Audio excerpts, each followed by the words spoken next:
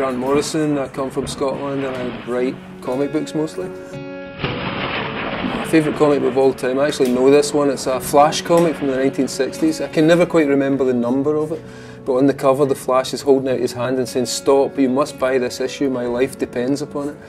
And the story inside is this amazing little, it's almost like a fairy tale, a science fiction fairy tale, where the Flash is affected by this machine that makes everyone in the world forget him. And as they forget him, his physical substance starts to disintegrate, so he's just like this cloud working his way through the city trying to find the one person who remembers him, and it's this little girl whose doll he saved that morning, and she's the only person who knows. So it's this really sweet, brilliant, weird little science fiction story where the Flash is depicted as just there's nothing left of him but smoke trying to drift through the city.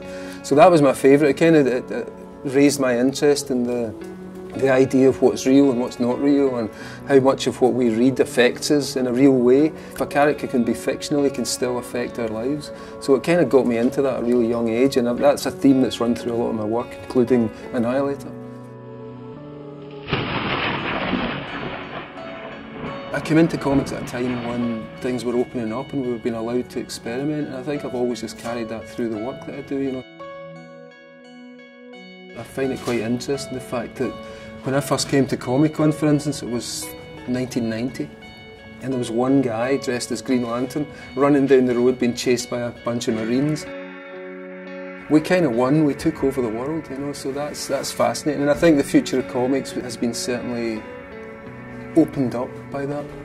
The fact that the movies have taken an interest has raised the profile of comics and raised the profile of comics creators in quite an interesting way. So as I say, I think that the landscape out there now is much more exciting, and you don't have to go and just do Marvel comics or DC superheroes.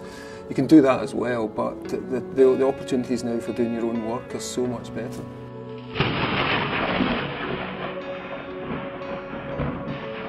I'd have to write it probably, because no one knows the details, no one knows the secret details, but I want it to be drawn by somebody who would make me look like a Greek god. So one of these great romantic comic artists like Neil Adams, or you know, the guys that did Batman with the chiseled cheekbones. So that's the kind of, one of those guys could draw me really well, and I'd make up the story.